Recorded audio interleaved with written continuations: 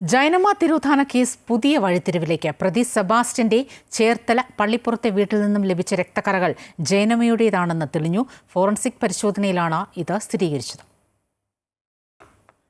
പ്രതി സെബാസ്റ്റ്യന്റെ ചേർത്തല പള്ളിപ്പുറത്തെ വീട്ടിൽ നടത്തിയ പരിശോധനയിൽ കണ്ടെത്തിയ രക്തക്കറകൾ അന്വേഷണ സംഘം ഫോറൻസിക് പരിശോധനയ്ക്കായി അയച്ചിരുന്നു. ഇതിന്റെ പരിശോധനാ ഫലമാണ് ഇപ്പോൾ പുറത്തു വന്നിരിക്കുന്നത്. രക്തക്കറ ജൈനമ്മയുടേതാണെന്ന് സ്ഥിരീകരിച്ചതോടെ കേസിനാസ്പദമായ നിർണായക തെളിവുകളാണ് ക്രൈംബ്രാഞ്ചിന് ലഭിച്ചിരിക്കുന്നത്. സെബാസ്റ്റ്യൻ ചേർത്തലയിലെ സ്വകാര്യ ബാങ്കിൽ പണയം വച്ചതും തുടർന്ന് നഗരത്തിലെ സ്വർണ്ണക്കടയിൽ വിൽപ്പന നടത്തിയതുമായ ആഭരണങ്ങളും ജൈനമ്മയുടേതാണെന്നും പരിശോധനയിൽ കണ്ടെത്തി.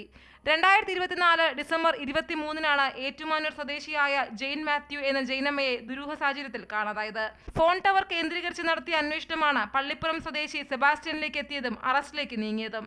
സെബാസ്റ്റ്യന്റെ വീട്ടുവളപ്പിൽ നടത്തിയ പരിശോധനയിൽ കത്തിക്കരിഞ്ഞ നിലയിൽ അസ്ഥികഷ്ണങ്ങളും കണ്ടെടുത്തിരുന്നു. ഇത് DNA പരിശോധനയ്ക്ക് അയച്ചിരിക്കുകയാണ്.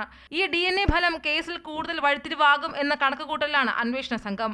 കസ്റ്റഡി കാലാവധി കഴിഞ്ഞ് ഇന്നലെ കോടതിയിൽ ഹാജരാക്കിയ സെബാസ്റ്റ്യനെ 26 വരെ റിമാൻഡ് ചെയ്തു. അമൃത ന്യൂസ്, ആലപ്പുഴ.